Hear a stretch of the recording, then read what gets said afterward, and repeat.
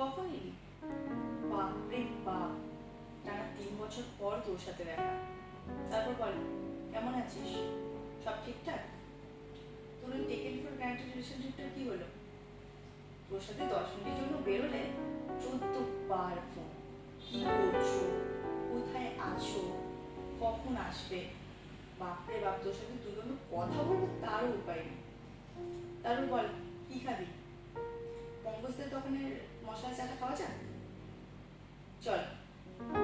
সব কেমন তাড়াতাড়ি বদলে গেল, তাই না রে?